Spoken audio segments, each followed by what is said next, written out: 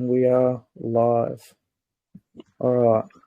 So, everyone, I'd like to welcome everyone to this Friday night special live event as we get ready for the special, or the big main event there tomorrow morning. So, I'd like to start us off with a couple of the team introductions there. So, Jono, what I might do is, mate, I'll hand it over to you and put you in the spotlight. So, how did you get into crypto? What's your story, mate? Give us a rundown. Well, my actual start into crypto is actually pretty sad. Many years ago, I was offered 10 Bitcoin for a total of 240 Aussie dollars, and I turned it down thinking the BTC was too expensive at that price. But in saying that, let's be realistic. Had I purchased at that price, I would have definitely taken profits and not still have held that amount at that time. From then, I saw the tech. So then ETH came around, and I started seeing smart contracts start to pop up. And then I saw a company called Hydro. Fortunately, they're no longer around, but they were looking at doing vaults and products along those lines. And all of a sudden, I was straight in. So yeah. And then since then, I've obviously got myself into a few projects since that time, and here I am. Talk about probably something that has to do with the SIC co-op that we've got going at the moment is something Jive Syndicates. And Jive Syndicates I've been working on for over 12 months now, and that's a syndication which works on basically you don't have to. You can get into P to E games, so play to earn games with NFTs, and we go from there. And everyone puts their funds in together. And I've got Timmy, he is in the chat at the moment, who works with me. Jared works with me as well. And it's basically about diversifying your risk in play to earn games. And we run those syndicates for people, and it seems to be doing quite well at the moment, and we will continue doing that in the near future. Lovely. Yeah, no, that's sick. Yeah, so how many people does Jive Syndicates have in your syndicate now? So currently, for Z-Run, let's just focus on Z-Run at the moment. We've got about 36 people currently in our syndications. That's over 4 different syndicates, but Jive also offers jockey services. So we look after seven stables at the moment. We've moved into Alpha Dogs as well, and there's a new game which, again, I'm not allowed to divulge, but there's a new game coming out that we will definitely be quite well involved in as well. The cool thing about that is that we were getting people who were necessarily in Z-Run, they weren't able to afford to get themselves in a position to be successful. So we got a group of people together in order and pulled their money together, and we ran the stable, which was able to give them an advantage over probably starting with, say, their $500 on their own. We're able to put $3,000 in, which gives you straight away. It's an instant advantage. And but the really cool thing about Jive is that from there we've had 35% of the people who are in our syndications have actually onboarded and created their own stables outside of Jive, but are still with Jive.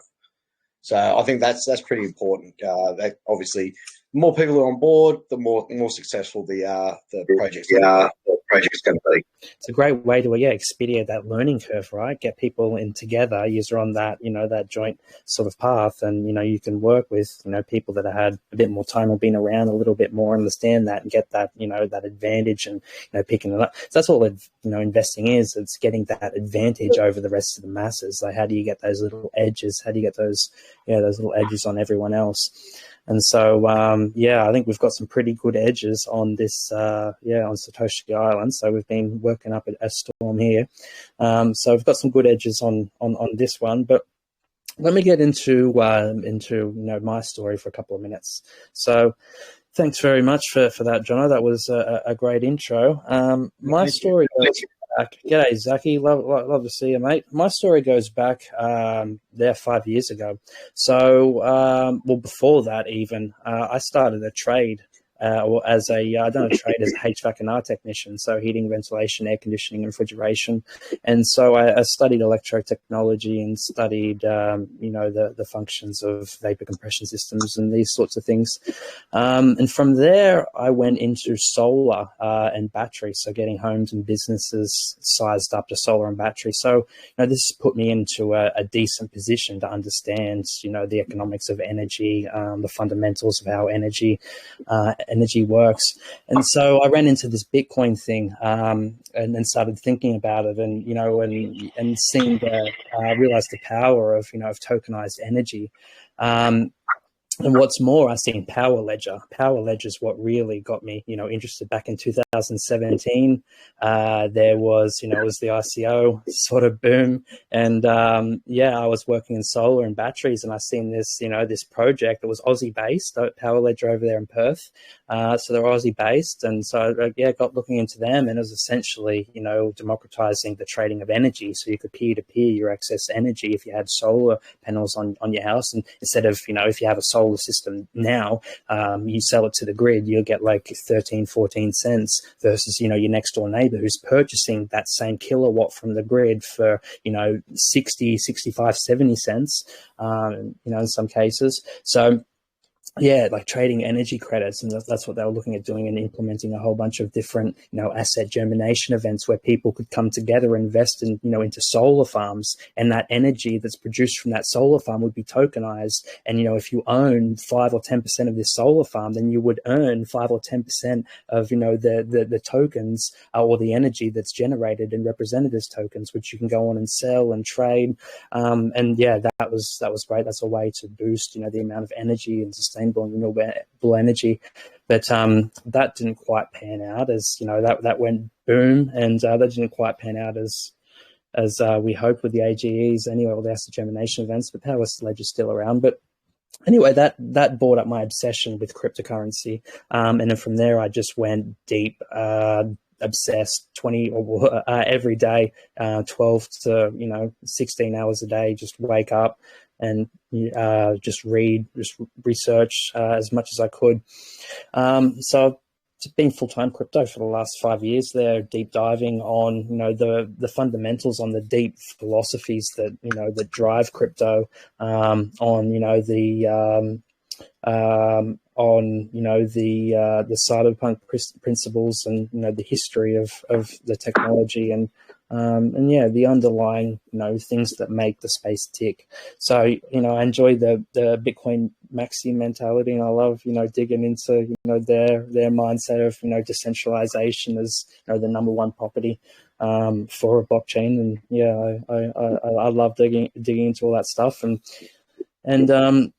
the power of tokenization. That's an interesting concept. So I won't ramble on too more, but that's my introduction anyway into crypto, and how I got interested in tokenizing assets. It was basically around tokenizing energy. Was what really spoke to me in those early days, and built my base for tokenize. How can we tokenize other assets? Tokenize stars and things like there's silly brain experiments. But anyway, let's move on. J-Rad, as our official videographer, mate, do you want to give us a rundown about how did you get into videography, and what do you do? That isn't your main job, is it? It's just a side hustle that you do. No, that's right. I've been driving freight trains for about 12 years now. Pretty sick of shift work. So I ended up losing my job about 18 months ago. Moved back home, tried to start again, and was laying in bed one night with the missus, and I seen a post come out. I never knew anything about crypto. I've heard of Bitcoin. That's about it, and never thought too much of it. So I'm laying in bed with the missus one night, and I see a post come up about Dogecoin. I said, that's going to blow up. Everyone should start buying it. So my dumb ass, I went in and bought some, and ended up losing a bunch after Elon Musk did his little stint on SNL.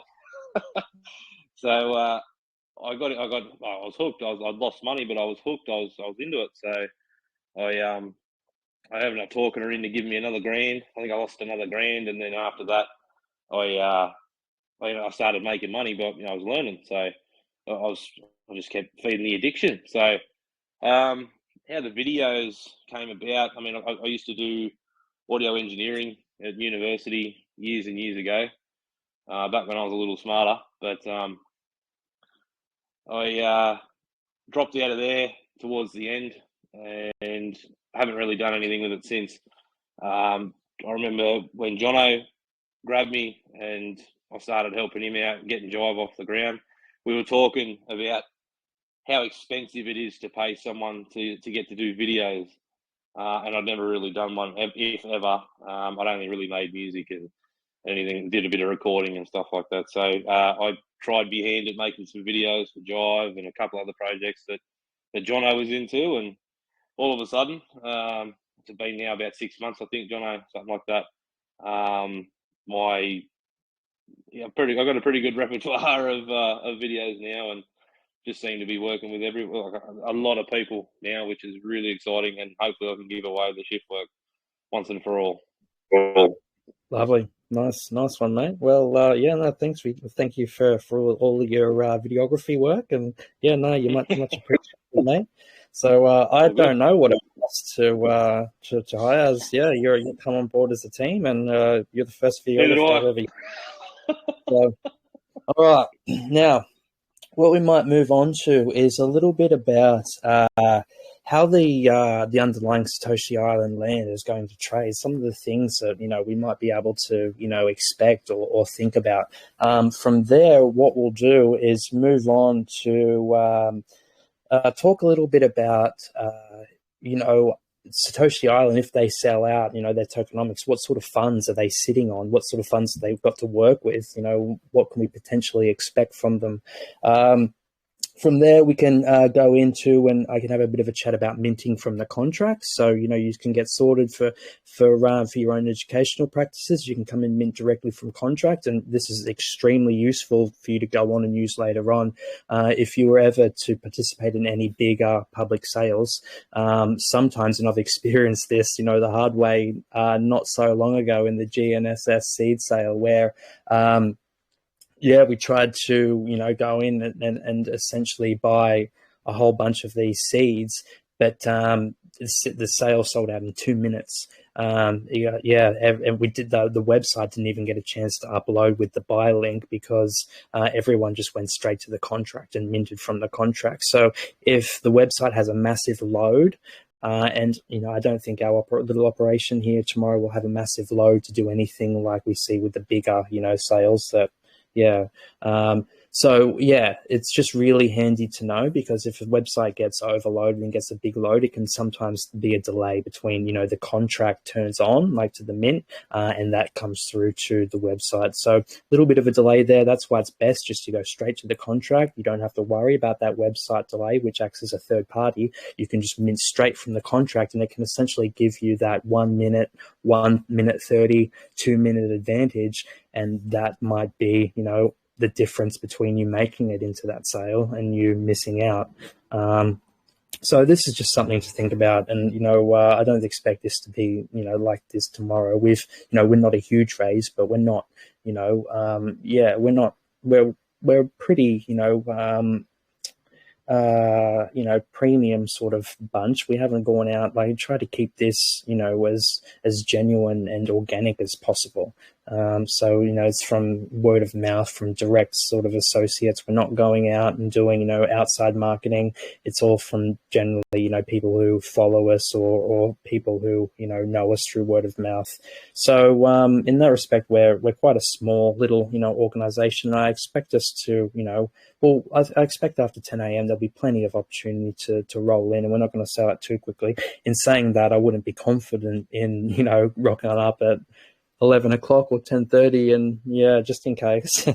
But if you're early, you should be fine. So we'll have a bit of a chat about minting from contracts. We'll talk about gas fees and gas limits, and we'll talk about how to watch the contract for that toggle on function. So as soon as you see that, toggle on sale function, you can, that the contract's activated and you can start minting. So that's always, very great to know.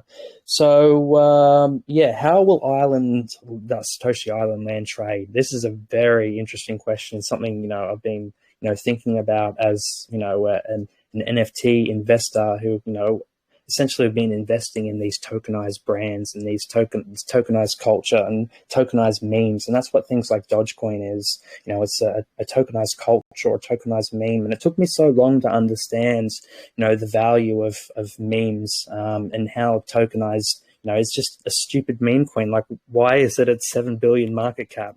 But yeah, and then after a while, it starts to, you start to realize tokens actually are able to capture that intangible value. Tokens are able to monetize intangible assets. And I was listening to a great podcast the other day that, tangible assets are likely magnitudes more valuable than all of the tangible assets in the world. So, we're talking hundreds of trillions of dollars of intangible assets, like, culture, like, flags, like, the Statue of Liberty, like these intangible assets that have like an idea and a power behind them and a culture and a community and these sorts of things behind them. And I think that's what like Satoshi Island could potentially represent. So you've got the underlying base land, which, sits in a tax haven. The underlying land itself is scarce. Vanuatu doesn't have much land.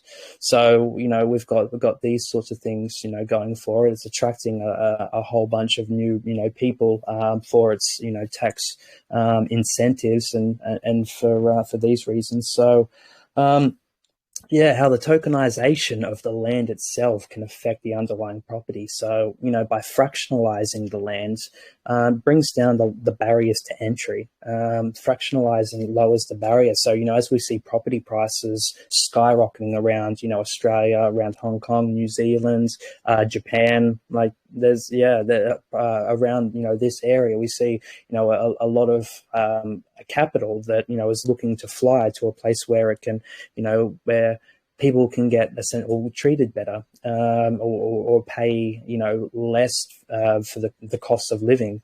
So, in Australia, we pay high taxes. It's a really high cost of living. And, I'd argue we're not, after the latest couple of years, we're not treated, the best. So, if you're paying high taxes, you may as well go somewhere where you pay no taxes and, if you're young and healthy, I guess that is. So what I want to, non-custodial, fractionalized, frictionless, global, 24-hour.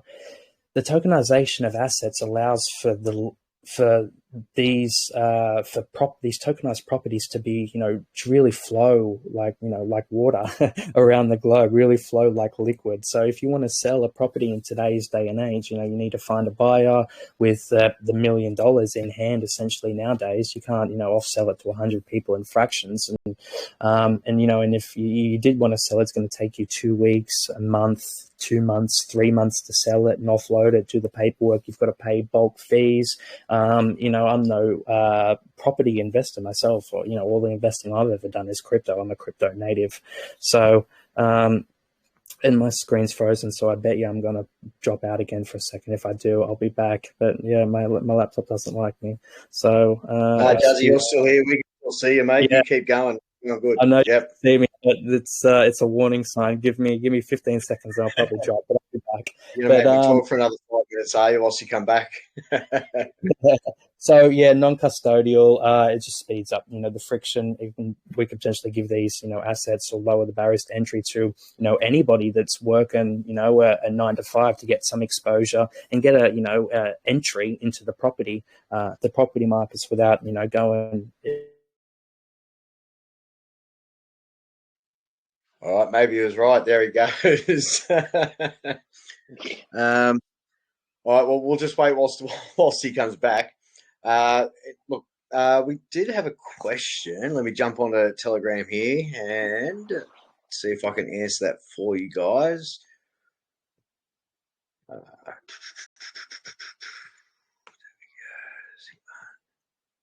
Here we go. So the question was from Dave. Yeah, Dave. So you asked about can you upgrade your investment after tomorrow? So yeah, Dave. Basically, I guess if we don't sell out, you'll be able to obviously invest more. If we do sell out, you will have to wait until we open up that second offering after that initial investment. Okay, so I hope that answers your question. Welcome back to us, Juzzy. You're on mute, so you can turn your mic. Yeah, it says it is on. Am I? Yeah, there we go. We got you. So, all right. Yeah, no, it'll be first come, first serve. So once it's out, it's out. You'll have to wait till if we do any second round raises when it comes to development or our lands in additional phases. So it'll be a first come, first serve tomorrow morning. So I was on rambling about fractionalized assets and how, holding these assets, in your own wallet. So this is a revolution on, property rights, where we can essentially hold land or ownership of land and exposure to, the land's price action in our own wallets, and, essentially have store it inside our heads and be able to move it throughout the globe, and travel across borders without worrying about border guards potentially patting us down and seizing our wealth if we ever have to travel and become that sovereign individual. So I'd recommend you guys to all read that Sovereign Individual play in that book. Sovereign Individual is a truly awesome book, and I'll give you a new perspective on what it comes to be that international, have multiple passports and not be tied down to a single country. So what sort of people will come to Crypto Island? Or let's talk about how Satoshi Island are going to be funded. So they're going to be well funded to be able to do this. So let's talk about their first stage. They got about 560 land plots, 550 or so land plots for sale. The base, or the first 250 or so, will be sold at that 20 to 23 ETH mark in that private sale. The other 250, 260 or so will be sold at that 27 or so mark. So that 21% premium. So it'd be 27 to 30 ETH, roughly about there. So they're going to be bringing in Satoshi Island after this first land sale about 13,000 ETH, roughly, or about 50 mil Australian. So they're going to have plenty of money there to, draw up these grand, island plans once they sell out, we're getting some massive media attention. And, this Satoshi Island themselves are fractionalizing the land. So we're just fractionalizing them, down further to make them, to bring on more people, essentially. But, they've already done a really good job in fractionalizing the land to be able to bring in people for a 2, 3 ETH base allocation themselves. So, that's brilliant. So I suspect we're going to see, Satoshi Island do really well. They're going to sell out. They're going to be cashed up. They're going to have $50 million there in the bank to, do a grand 15, 20, 25, $40 million stage one infrastructure package to get everything sorted. And then from there, once that proof of concept's done, then you can, expect that stage 2 and that stage 3 as that brand starts building that culture and all of these sorts of things start adding, that premium. We can expect other portions of land to do really well, and excitement to blow up after this first stage, gets sorted, this first stage proof of concept. And we've got, the building codes down packed. We've got the master plans impact, because, right now we're the first, this is ground floors. We're the first ones, kicking down the door here, in newfound territory. So, so they're going to be cashed up. Not to mention, they're going to have a nice stream of royalties. So as these as these tokens or NFTs that represent blocks of land trade on OpenSea and secondary markets, we're going to see Satoshi Island will have a nice stream of royalties and income there, to be able to refunnel back into, developing the island. After they sell out all the plots, so they'll have a nice stream of income into there, and they're incentivized to ensure that their island NFTs and their land plots do well and trend up. Oh, we lost him again, have we? You give me some Yeah. Oh, well, let's have a chat. Let's have a chat, Zach. Actually, I could probably answer one of the questions from Glenn Parker whilst we're waiting. Glenn, you want us to go for tax advantages again, and will there be any tax advantages being in the SICFund? Technically, no, there won't be any advantages being a part of the SICFund. In order to do that, you do need to be a actual citizen of Vanuatu. So that's done separately. That can be purchased at a relatively cheap price, but that is not something that will be a part of the NFTs and NFTs. That's bloody ridiculous. You didn't even give me my 15. Hey, I can hear you. I can't see you. You can't see me. That's all right. You're doing us a favour. So there's two things that don't exist. Oh, there he is. A good football team or a good Wi-Fi. I thought my Wi-Fi was decent, but that didn't even give me 15 minutes before it dropped out. So royalties, Satoshi Island are going to be cashed up with royalties to flow back into obviously they've gone hard. They deserve, to be rewarded as such. But they're also going to be incentivized for the long game to reinvest, into the island to ensure that their island cash cow, that their NFTs and island land plots trade. So they're going to be reinvesting royalties, I would imagine. They're going to be reinvesting, a lot of the money back into getting and ensuring that the island NFTs, trade well and trade up because they're incentivized to do so. The more, the higher that the NFTs, trade, the better that everyone else does, the better that they do. So, yeah, it's a really cool, model using NFTs, to ensure that, the Satoshi Islands are going to be well funded to be able to go on and do all these grand, infrastructure projects and, create a hub for, for tourism and create that, crypto Disneyland for the Pacific and, a place that's, that has that cool crypto theme and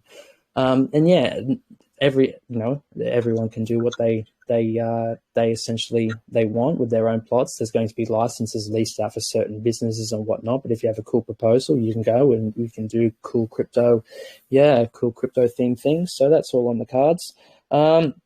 So what I might do, do we have any questions there from the audience before I move on and we do a little minting from contract or talk about gas fees and things? Yeah, mate, we do have a couple of questions. Bear with me 1 second. Someone else was speaking there, or is that just me hearing myself jumping off Juzzy's computer there? All right, no, it's all right. We'll go straight to this. So I did start on this whilst you lost your Wi-Fi up there in Whoop. Can you get? They want to talk about the tax advantages of Vanuatu and Satoshi Island again. And then the question was whether or not being a part of the SICFund does actually help being able to leverage those tax advantages. Good question. That's a great question. And the answer is no. So, yeah, the SICFund won't help you to get your citizenship by investment into the country or, so you'll have to, if you wanted to get your full citizenship to Vanuatu for tax purposes, you're going to have to, to purchase with Bitcoin, or you can essentially, there are other tiers. So depending on what you want to get out of it, if you just want to stay there, if you want that full tax, for tax purposes or, what arrangement you might go. There's different tiers, but no, if you wanted to become a citizenship to Vanuatu for full tax purposes, you will have to pay your, the fee associated with that, and that's payable in Bitcoin. Vanuatu is one of the the friendliest jurisdictions in the world to crypto. And they have no capital gains tax, no income tax, no death tax. So if you're earning an income internationally, it's a great place to set up shop, or a great place for satellite businesses to set up, the shop. So investing in SICFund, no, it's not going to help you. If you wanted that full citizenship, you'll still have to go through the route. And citizenship to Satoshi Island itself is not the same as citizenship to Vanuatu. It's different. The citizenship to Satoshi Island only has utility within the island or within the ecosystem of Satoshi Island. And, if you go and show your Satoshi Island citizenship to someone outside of Satoshi Island in Vanuatu, they're not going to care. They're not going to, use it. It's like, can I jump in quickly? Do you mind if I jump in? You can, just. Dennis, thanks for that. Yeah, I would love. Not at all. So just in regards to tax exemption, you don't have to necessarily be a citizen of Vanuatu. We have a team member working for WIM, Vanuatu Investment and Migration Bureau, and essentially all you need to be able to drop your crypto bag and withdraw tax-free is some sort of entity within Vanuatu, which is very easily accessible through our team member, and will definitely something that we can help you out with that once we sort of get to that phase of the project.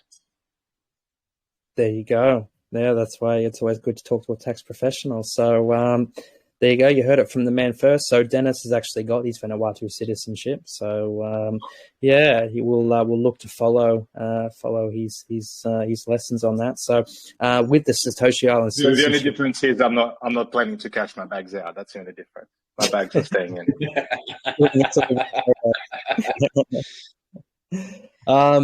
So the citizenship will give you access to these services, which can, the immigration department or bureau, which can help you expedite your application to get that citizenship. So this is great, and there's actually as Dennis said, a team member there that's working on the Satoshi-Island team that works, the Department of Immigration, there, or Bureau of Immigration, that can help us. So. Any more questions, Jono? Yeah, we do have two, but I was just wondering, Dennis, can you just do a quick rundown of actually who you are, so the other people in the chat know exactly who is the face behind the words that we're hearing? Is that possible, mate? So no face, obviously. My camera's off at the moment, but so I'm operations behind Satoshi Island. I'm one of the founding members. Essentially, I am the dreamer behind the project. And a few years back, it was just a dream, but now, as you can all see, it's a little bit more than that. It's essentially a community project, if you like. And I really do like what Justin said in the beginning regarding that culture and community behind crypto projects. I know everyone who's sort of around and in crypto involved understands the importance of the community. And essentially, if you sort of look at the ultra blue chip projects that are around right now, and I suppose they're the beginning, the crypto punks and and the board, the apes, and essentially the way they sort of built their reputation and managed to get that label of, ultra blue chip is through their community, And I think the most important thing about Satoshi Island is that fact. We're not really a real estate project. We're not, we are more of an NFT project, right? So, and it's very important to understand that community drive behind all crypto projects. Sorry, probably a little bit too much, but that's, simple introduction is, I'm operations. I'm obviously jumping in. Me and Justin have been in contact for a while from the very beginning. And, we definitely do like what SICFund is all about. And it's just another sort of dimension of investment. There's many different ways you can invest in our project. And one of them is this SICFund as well. Perfect. Sorry, I don't even know what's happening here. Twice in a couple of minutes, I missed a little bit of that, but I got most of it. But Dennis, that was great for everyone else to hear. I've heard it, but thanks for giving that spiel. But we've been in chats since the start, since months ago, I was amazed by the project, and thought. Definitely the boys would want to be hearing about this. We've been talking about citadels for a long time, and how, and I've been fascinated by, geography and how borders move and shift over time. And, and micronations and microstates and the birth of these things, and how some micronations and microstates are held on throughout the centuries, and the birth of others, and some aren't recognized. And so I think tokenization, or this sort of, project, Satoshi Island, it's not quite, a microstate or a sovereign nation or a micronation or anything like that, but it's essentially, on that road. And, if this, if we can, make this successful, then it's a blueprint, for how to do such a thing, a tokenized, city-state or a tokenized community, the new sort of Singapore style, tokenized, I don't want to say smart city, but, the tokenized city, a tokenized, distributed, decentralized city. So, yeah, owned and operated by the people for the people. So that could be, tokenization, how it unlocks new ways of, organization of, organizing people and organizing capital and doing governance. So these are all sorts of things that, this is a trend, potentially a trend to, to the birth of new micronations and the new microstates. So, And just quickly, now that we lost him, just quickly to add to that. And just quickly to add to that, and it's the amount of inquiries that we've got, and the amount of people that come to us and said, "I've got an island as well. Let's do the same thing."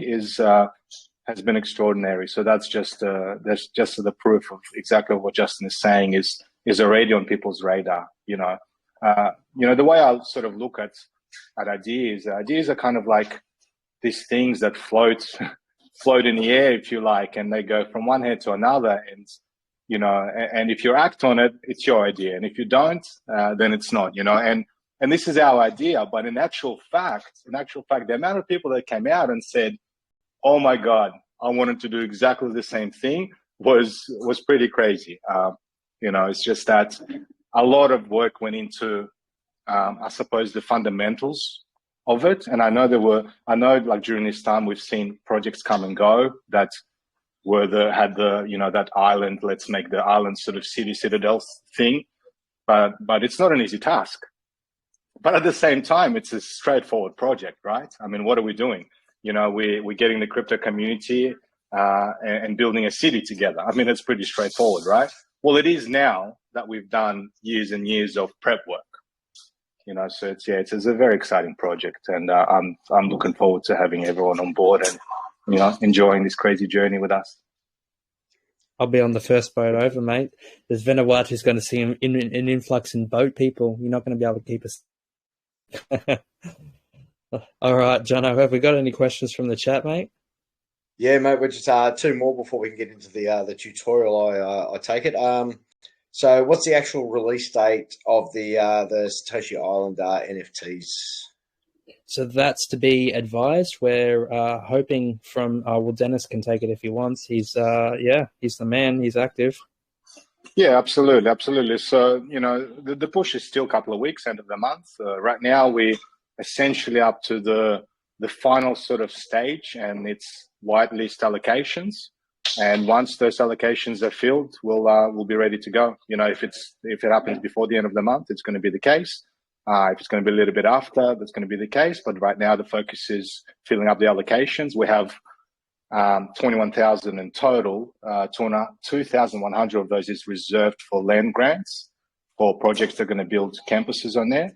So we just have to get rid of the other 18,000 and we'll be ready to go. All the hard work, like I've said, has been done. We've done all that, and the most important stuff is out of the way. And the next thing is just to get it pushing, get it going. We're looking at a couple of weeks, but you can smell it. I can see the light. After 5 years of planning and setting up and getting permissions and grants and all of these sorts of things, we're getting, you can smell the light for sure. It's right there, isn't it? So close. Okay. Look, next question is about the South Wing zone. Is it a premium zone compared to the other zones? Well, I guess that's up to the free market, but maybe Dennis can speak to that one. Yeah, I completely agree. It's completely subjective.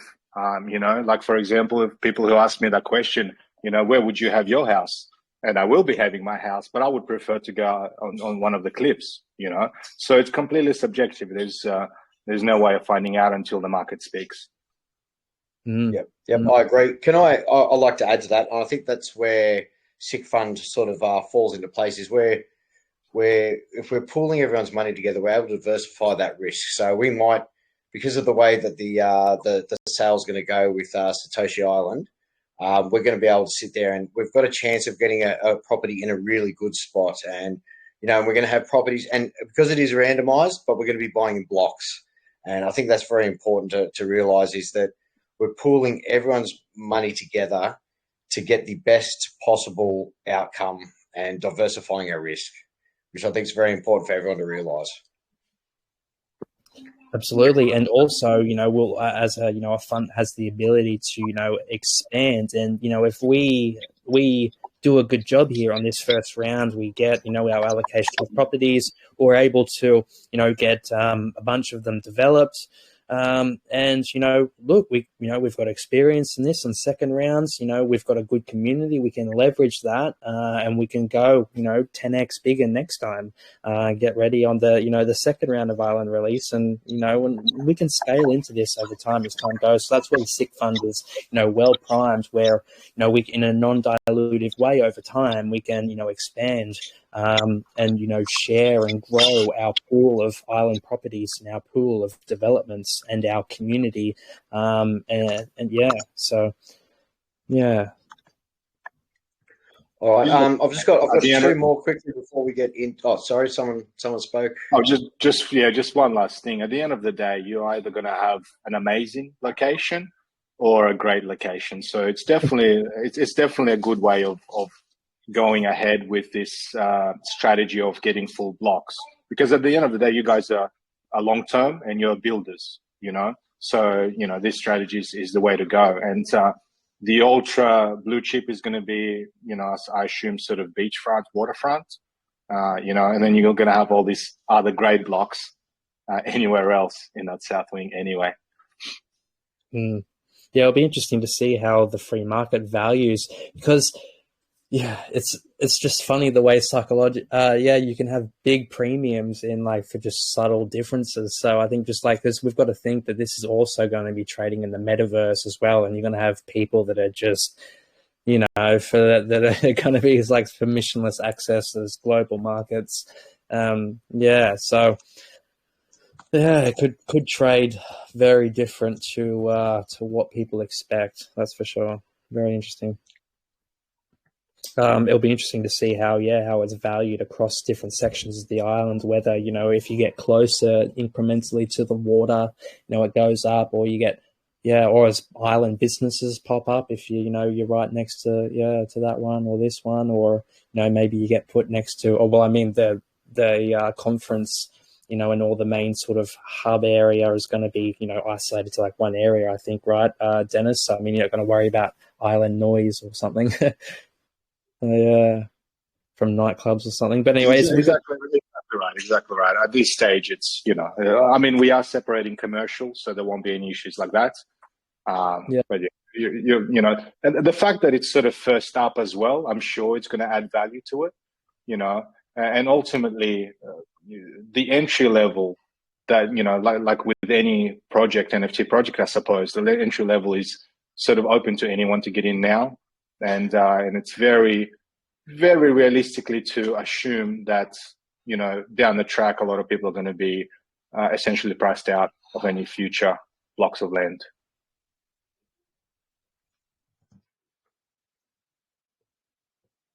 Is it just me, or has he gone MIA again? He's gone. He's gone. He's mute and he's frozen. Is he on mute? I don't know. Can anyone else hear him, or is it just me? No, Zach, you can't hear him? No, mate, he's gone. He might be back, but I can answer. There's Bane. You asked someone a question, ring Telstra for him. Give him a ring. Bain did ask a question saying that they want to know if they could purchase shares over the website in the last few weeks. No. So 10 a.m. Australian Standard Time tomorrow is our launch time, and Justin's going to run you through. You can do it on our website, but it'll also run you through how to be able to interact with our smart contract, just in case it sort of gets overloaded as such. You're back with us now, Juzzy?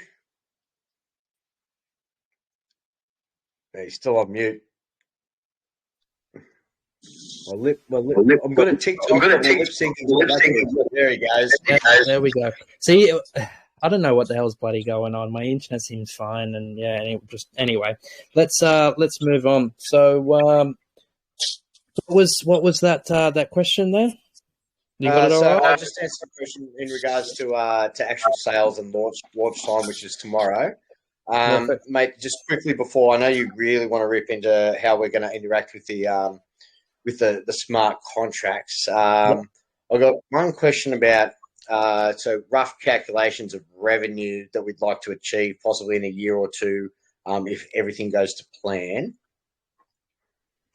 Well, I mean, this is going to correlate with the island and how they, progress with their unlocks and how they progress with, development and how we can, how long's a piece of string? Yeah. How many properties do we get developed? Does the community want to develop all, 13 properties, or do we sell half and develop just 6 or so? Or do we take on more capital? So there's a lot of unknowns here. So how much revenue? Look, this is something I'd want to sit down with some of the property developers that are amongst us and jot out some, this isn't something that, jotting down, revenue plans for yield income strategies. I'm a token guy. I'm a crypto native, real estate assets. I haven't bought a house. My missus wants to buy a house. I don't want to buy a house in Australia. I want to buy a house in Vanuatu. So, we'll have to sit down and have a chat. We do have people property developers that know a thing or two about this. And this is where I'll be really looking to leverage the community to develop, this is when we start developing strategies. Okay, what are the best risk to reward? What are, our revenue, our yield, our goals? If the island takes off as expected and meets its timelines, and anything could happen. It's always good to meet timelines, but we could have economic slowdowns or something like this. So you never know. So revenue targets, I couldn't say. Potentially, over the next 4, I don't think it will be high over the next 12 months at least, after we first initially buy the property, because we have to develop it. Everybody else has to develop it. We have to create, a bit of, it'll just be the early sort of community. And then once the base, the culture starts getting developed and we get a good influx of events happening every 2 weeks, that's going to really drive people to the island. And, island property is scarce. There's not that much of it. So yield or if you want to get a place to stay on the, Satoshi Island as it becomes, that culture, that meme, you want a holiday there, just Oh, he's gone again. So sure, you could go and stay on, one of the main islands just off Lataro or Satoshi Island. But, if you want to stay on the main island, it could be a decent premium to stay there. So I think yields could be high, especially if you've got that culture premium for, that close access to, the events.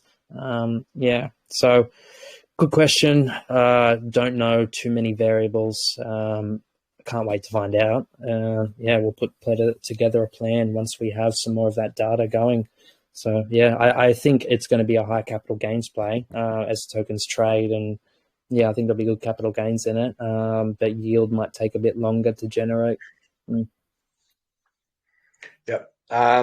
Next, look, getting towards the end of the questions here is the first few lots that are getting sold first up. What's the timeline for the entire island to go through all those stages and to sell those the properties? Dennis, do you want to, what is the rough timeline for all 7 stages release? Well, yeah, so that just depends on uptake. So it'll be one land release at a time. And it's just going to depend on uptake. If we sell out, if it takes whatever 1 day to sell out this first land release, then the next focus will be the development. And obviously we'll be able to have more clear timelines once we go through this first original sale. But immediately, we're not planning to sit on anything. We're still very much planning to have the first sort of citizens come and stay in their properties by the end of the year, maybe even early the next. And again, that event in itself is going to push Satoshi Island as a project to the next level, when people actually be able to jump on their phones and start sending selfies into the Twitterverse. Yeah, no, that would be awesome. I can't wait. You know me well. I love selfies. I take them all the time. All right, last question before we get into the tutorial, Juzzy. Basically, what are the potential risks for SICFund, mate? So the potential risks are,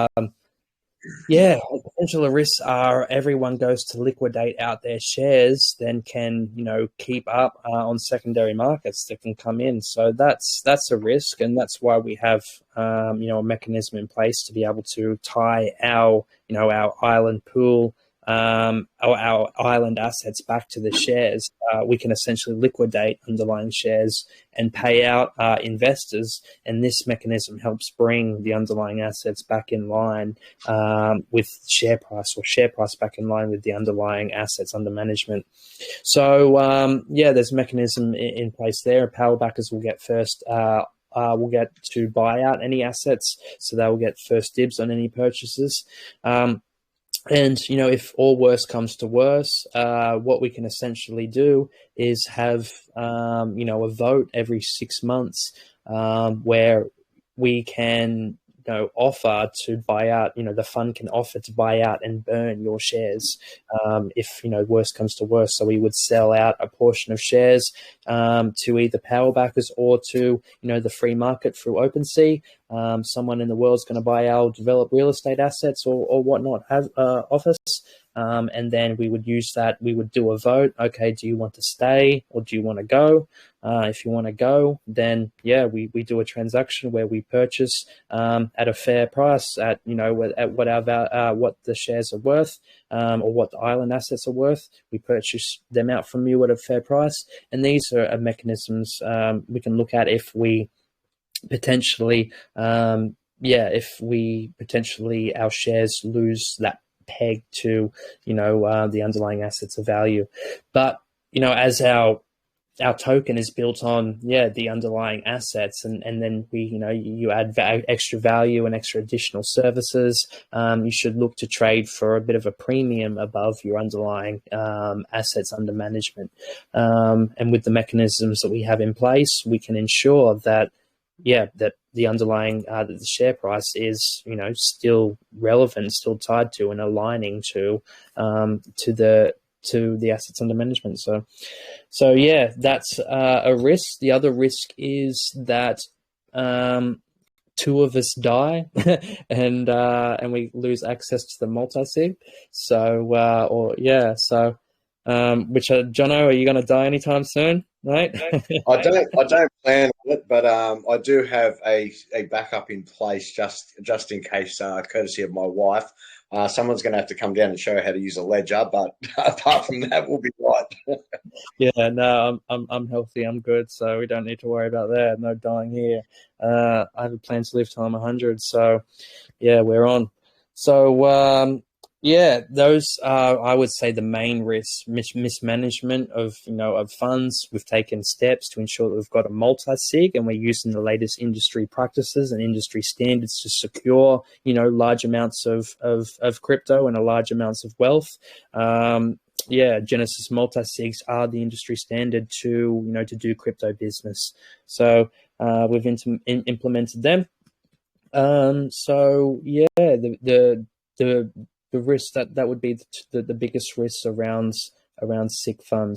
But yeah, we can mitigate that by as I said, we have mechanisms and means to ensure that that we're good. So we'll always look to do the best by the community, and the community can vote. We have the underlying rules and guidelines, or the underlying constitution of the fund to set out the underlying guidelines. But the masses always win. So whatever the masses wants, you go with the flow. You do what the masses wants. This is what it's about, democratic society. So, or democratic fund or cooperative. So, anything else there?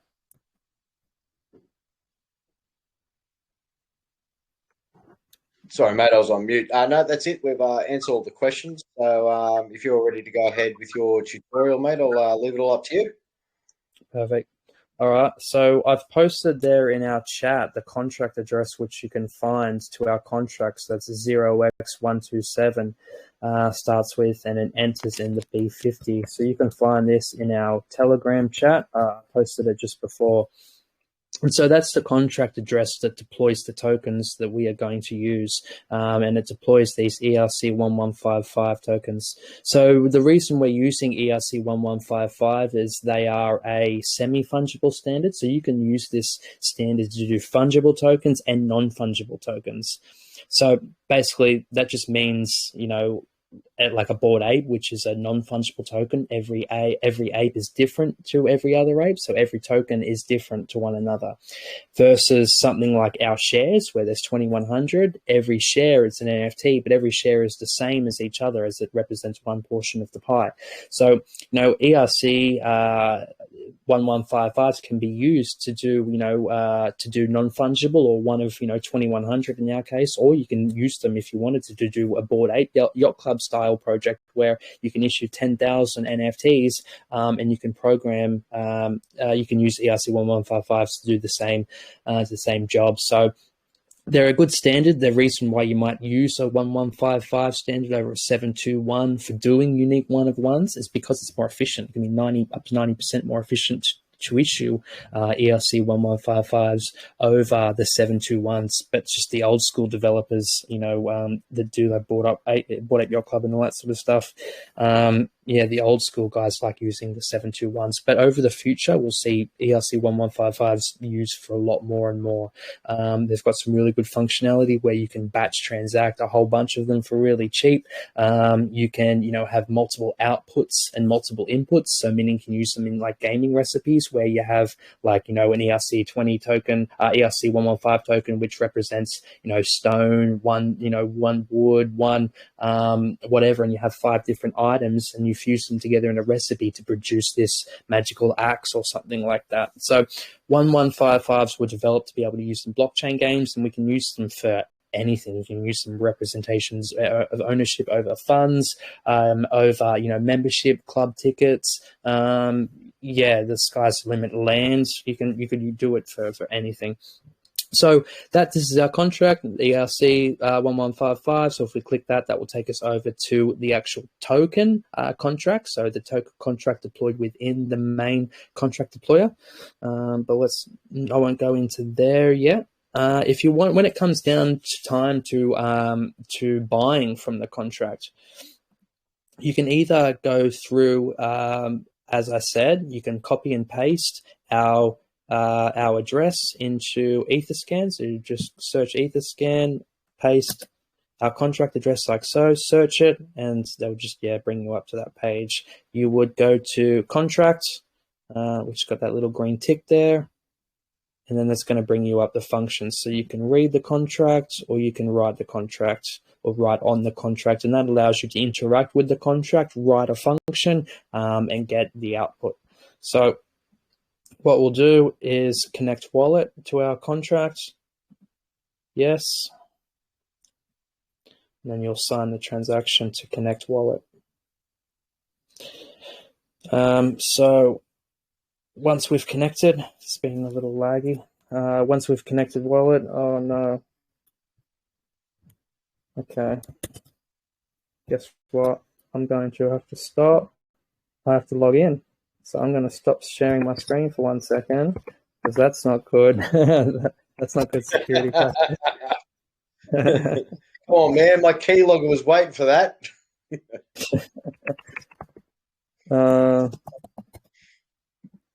Yeah, okay, so logged in, and let me come back now and reshare my screen for you guys. So there you go. Always be careful when logging into things like that, or putting in your keys around. Always look for cameras or, you know, reflections or anything like that. So, yeah. Is it still bloody hell? Ideally, I don't even want you to see how many friggin' letters are on it. It's still logging in so slow. Oh, golly gosh. All right. So, yeah, connect to the contract, and away we go. We need to get that NFT right, I think. Yeah, That's exactly right, Dave. Yeah. I guess MetaMask doesn't like it. Exit page. Goodbye. Reload. It doesn't like doing the Twitter stream and playing around with smart contracts on Etherscan at the same time. Pain in the butt. All right, let's reload that. But essentially, that's it. That's it. You connect to the contract. You go connect, and then you go right. So what I'll do, let's go back to my head. Dazzy, I think you can probably actually pretty much run them through it without having to connect your MetaMask, which will only just go through the signing of the transactions, won't it? So you might be able to just go through down to where it is on Etherscan and show people from there. Right, have I got you back? Yeah, we're good, mate. We're in. All right, hang on. Round two before we kick it to the curve. Let me try one more time. So MetaMask Connect. Oh, it's been laggy. So I could probably just show you here. So you go purchase. Connect to your wallet. You got to make sure this has got a green little tick. Come down here to purchase. So at 10 o'clock, you will see, if you come over here in transactions at 10 o'clock, you will see here method. You will see a transaction that says toggle sale. So when this smart contract was created, I had this toggle sale off. So the next time I toggle sale, I'll toggle sale on, and that will be at 10 a.m. tomorrow. And once you see that toggle sale on, that will allow you to purchase from the contract.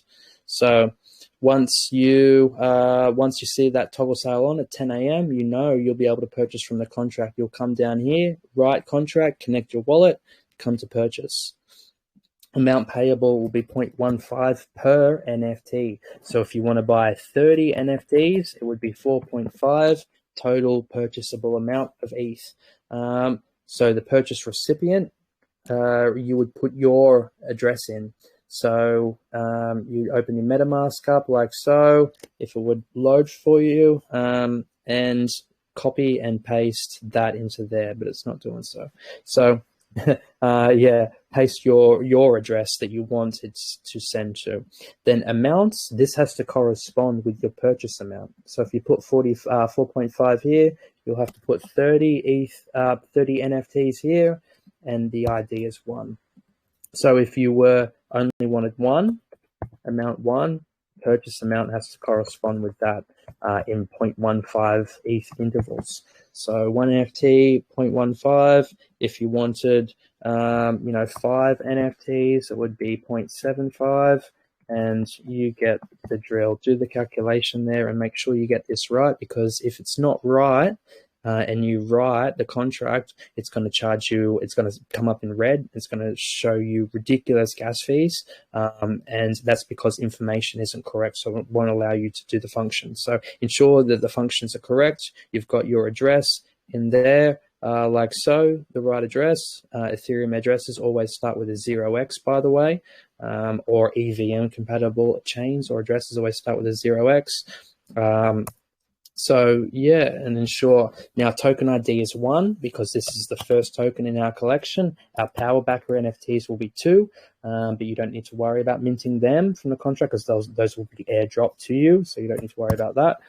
So yeah, our shares, our SICFund shares, token ID 1, however many you want, 1.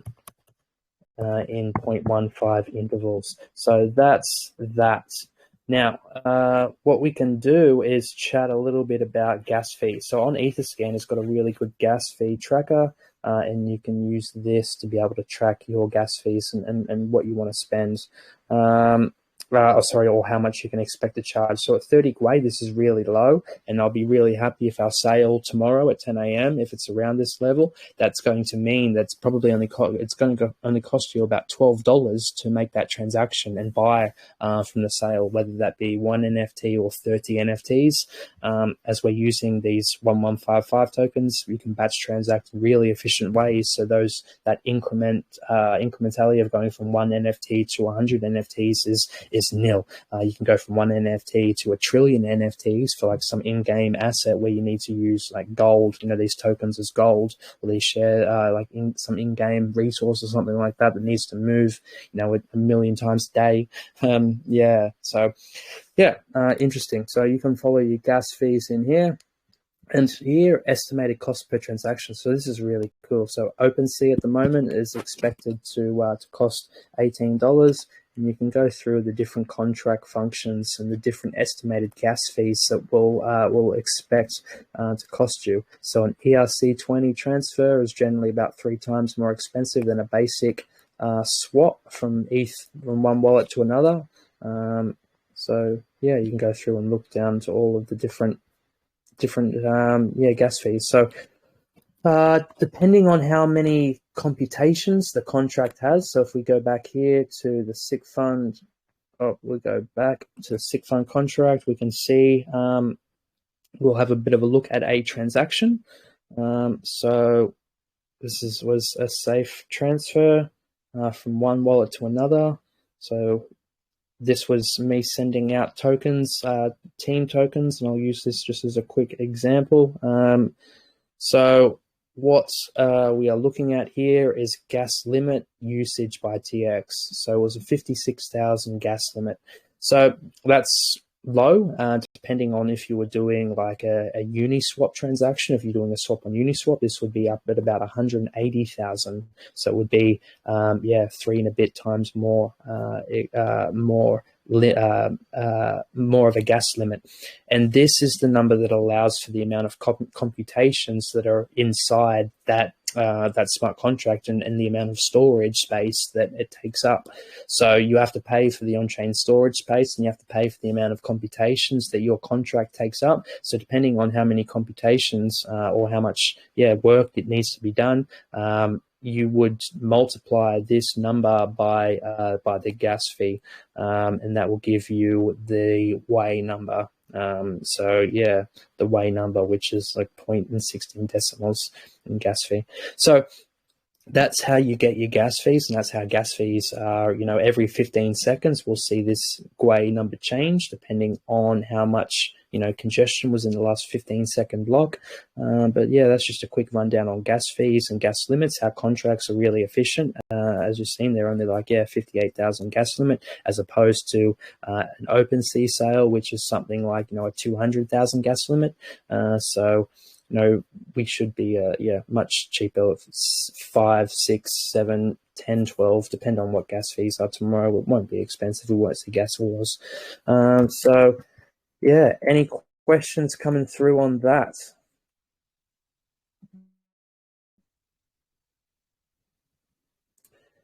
Jono, you're on mute there, sir. Yes, you've got to take yourself off mute in true genius form.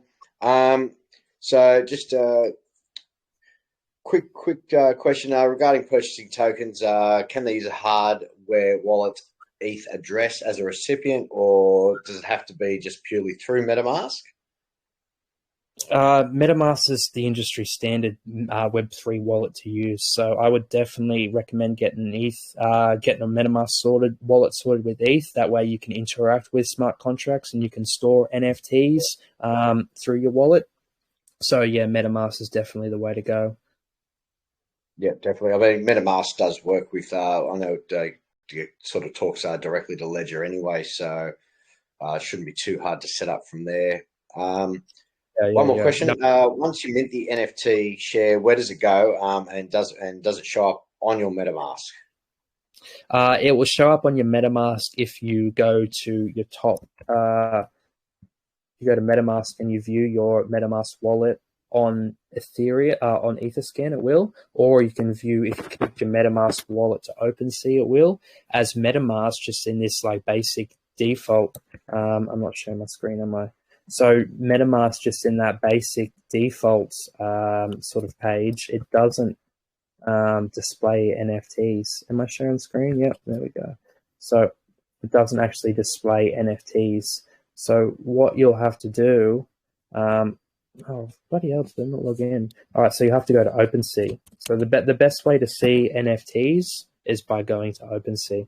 And so this will be great. What I'll do is I'll open OpenSea and I'll connect our wallet. So this is the SICFund Island Development Cooperative OpenSea sales page. So this is where we can come to see our sales page, and you can come to see the tokens. So here's the 2,000 SICFund shares that will be on sale tomorrow, and all of that contract just purchases them from this wallet. So it's being really slow to load. What we'll do is I'll go and open this up, and it will take, open that up into the token page. There we go. This will go in and show us the token display page on OpenSea. So we can say there's 2,100 in total. We can see there's 9 favorites so far and 12 owners. This is across the multi-sig. A bunch of the team wallets have been paid out, and 2,000 to the distributor wallet. The SICK Foundation wallet to go on sale for public sale. So once you purchase your NFTs tomorrow from our contract, you would simply connect your wallet over here to OpenSea, and you'll be able to see your share over here, and you'll be able to go and create a listing for it. You'll be able to see the offers for it. There's none yet, as the sale hasn't happened and they're not officially circulating yet. So once it does, and you'll be able to buy off people or create a listing. And here's our SICK NFT. So it's a full proper 3D model, which we'll be able to use in our space pods and our 3D spaces and our loot pods. And these look really cool in the metaverse. So you can actually place this, and it will come up as a full 3D model in the metaverse and in your loot pods and all of these sorts of things. So yeah, it's really cool. So that's what our NFT looks like, and this is what our page will look like.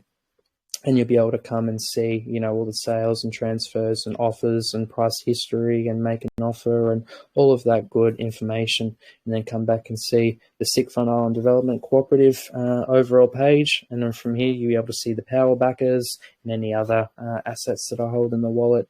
But yes, there you go. Once they go tomorrow, we can talk a little bit more about OpenSea and how to use OpenSea. But there you go.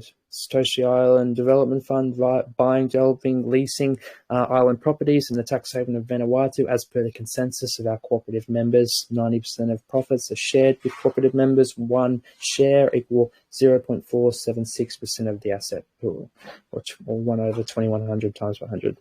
Now, direct access. So this is where all of the assets sits. So you'll just copy and paste, go over, and we could potentially put a link to the Zerion, the Zapper link. So that's a really good way to track pools of assets. So Zapper. So we'll look to get that set up once we get the pool of assets there. But any questions on that? Mate, I'm just from my end, as far as questions popping up in the chat, we've covered all of them. So unless someone wants to jump on and ask a question via video or audio. Yeah, all right. Well, this is where we can open it up to a free-for-all island chat. And anyone want to jump on and say g'day, or anyone have any questions they want to get filled, or let's just talk some shop for a little bit. We've been going for 1 hour and 15 minutes, so it might be time to wind down. But yeah, I thank everyone for tuning in for this Friday, Friday night special. We got a fair bit done. I hope you guys learned something. And this is what it's about: going it as a cooperative, where you learn together. You learn about NFTs, you learn about the tokenizing assets, how to use the infrastructure like Etherscan, like MetaMask, and all of that sort of thing. So look, these are skills to pay the bills. These are valuable skills into the future, and we're ahead of the game. We're early. These are really handy things to know, how to participate in DeFi and how to do NFTs and all these sorts of things. So I'm be keen to teach to work with anyone, and teach the ways on how to do anything. If anyone's unsure ever, we can potentially look at teach you guys how to create your own NFTs and all of these sorts of things. But I think that was great. Tune in tomorrow 10 a.m. 0 UTC, and we're kicking off. It's a first come, first serve. So invite your friends, and get some upside exposure into this island citadel. So 10 a.m. sharp. Watch the contract. Watch for that toggle sale, and as soon as you see that, I'll flick it on at 10 a.m. sharp. And it might take about 15 to 30 seconds in the blockchain delay. Once you see that toggle sale, your transaction will go through. So send it. And then, once we sell out tomorrow, it will be all the fun starts there. Yeah, all the fun starts there, and we go on and we build a citadel for ourselves to share in. So, yeah. Perfect. Yeah, no, that's awesome. I think I just want everyone to also just keep in mind, if you are having trouble, going through your MetaMask and through Etherscan, then there is always our website as well, which you can log on to. Yeah, we've tried to make it as easy as possible. So don't sit there and necessarily think that that's the way you have to go about it, but that is definitely another option. And just in case something happens, and all you millions of people flood our website and it overloads, that there's another way to get around it. So that's fantastic. It was a good tutorial. Thank you, Justin. No worries. I'm glad we got there in the end, and my piece of shit computer got working all right. Well, you notice we did mention this in the chat that we're going to sit there and create a co-op to get you better internet and a new lappy. So. Well, I mean, it's not even, I bought it 18 months ago. It's brand new bloody Apple, but I think I might need something a bit beefier. We're going into the metaverse. I need something that can handle the graphics. So we're going into these beastie on cyber worlds that, we're generating full worlds and, and these massive world galleries where you can buy NFTs directly through these metaverse gallery worlds. It's fucking insane where things are going. I need a better computer that can handle these massive on cyber worlds. So, I'm not a computer guy. I've never been much of a computer guy. But then I got into crypto, and it's like, well, when this necessity arises, you do what you got to do, right? And so I self-taught how to do all of this sort of, and I'm still shocking. Good old YouTube and tutorials. I can follow instructions well. That's what I got going for me. But, that's fantastic. That's awesome. Big thanks to everyone who joined in. Zach and Dave for jumping on vid. That's awesome. Appreciate that. Jay Rad, thanks for letting us look what your hotel roof looks like, mate. We appreciate that. He was kicking back time during the going through the tutorial. He's like, I don't give a shit. I'm watching the footy. All I'm going to say is last night, mate. Lucky we can't hear him. Up, Cronulla. All right. All right. Thanks very much. We'll all be online tomorrow around 10 o'clock. So beforehand. So if you've got any questions, guys, just either jump in the group chat or you can more than welcome to send me a DM or Jazzy a DM, and we'll sort you out. Yeah, absolutely. Have a bit of a chat tomorrow. Where it might even do a bit of a live stream leading into there. Once I've got everything sorted, I'll make sure everything's going. Yeah, well, going off your internet, mate, you probably want to toggle that switch on about an hour before it actually happens, and it might go through. Yeah, right. Well, I'll keep you posted, but wouldn't that be a bloody shame? No worries. All right, guys. Thanks again for joining us, and we'll speak to you shortly, I'm sure. Thanks, legends. See you tomorrow morning. See you guys. 10 a.m. Up. Let's go. Let's go. Let's go. All right, let me stop this recording. Thanks for tuning in.